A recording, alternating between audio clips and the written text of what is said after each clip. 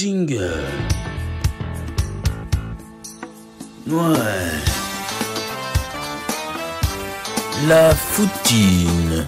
Salut à tous, bienvenue dans la foutine. Aujourd'hui on part à Nantes chez les Dockers rencontrer Marianne. Marianne c'est une joueuse de flag qui a fait aussi 2 ans de foot US. C'est parti.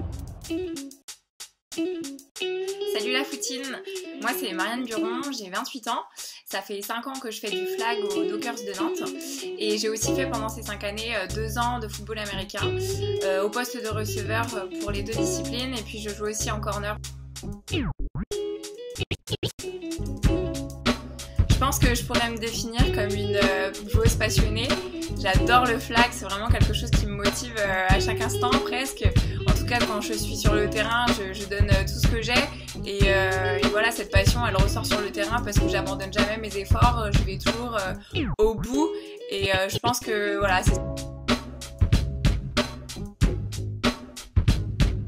je pense que là où je suis la plus exigeante avec moi-même, sur un terrain ou en dehors d'un terrain, c'est sur l'implication. Je pense que quand on fait quelque chose, il faut le faire à 100%, tout donner.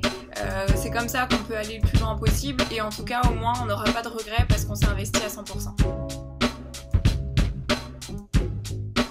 Alors pour ce qui est des entraînements, on va dire en temps normal, on a 2 heures d'entraînement le lundi soir et puis sur cette saison on a rajouté un entraînement le mercredi où on était en plus petit groupe et c'était plus de la technique, de catch et du cardio aussi. Je pense que c'est vraiment des entraînements qui nous ont été super bénéfiques.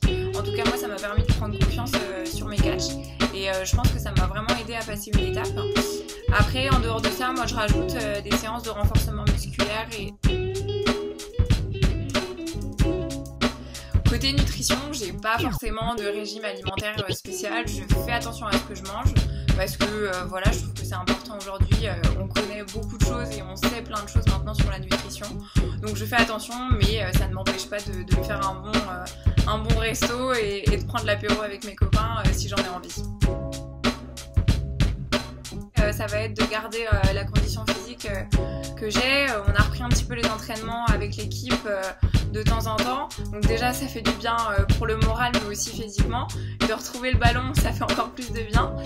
Après pour les objectifs à plus long terme, on va dire à moyen terme, ça va être avec l'équipe de reprendre le championnat et puis de viser les objectifs qu'on avait qui étaient d'aller titiller le podium du championnat de France.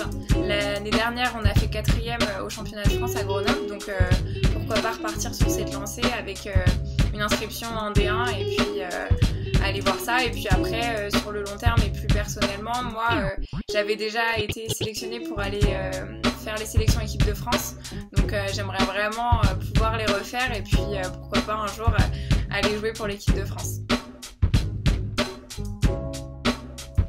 Alors cette saison elle a surtout été très courte pour nous, on l'a commencé au mois de février parce que ça commence très tard en France, donc on a pu faire malheureusement qu'une seule journée de championnat, avec la chance de pouvoir la jouer chez nous puisque c'était la journée qui était à Nantes, mais voilà c'est vrai que ça a été court. On a eu aussi la chance de faire un tournoi en Normandie au mois de janvier qu'on a remporté, donc c'était un peu, ça s'est un peu résumé en tout cas en championnat extérieur en 2 journées, donc très court même si c'était que du positif puisque finalement on a 100% de victoire sur ces deux journées. Cette fin de saison prématurée, je pense que ça a perturbé tout le monde.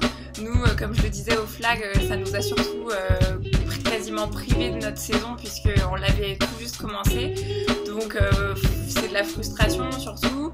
Après, ça change pas que notre groupe il est présent, on s'entend tous bien, on a gardé contact pendant le confinement et là on a même repris les entraînements ensemble, même si c'est pas la même chose puisqu'on n'a pas d'échéance à préparer, mais en tout cas on s'amuse entre nous et on garde les automatismes on va dire.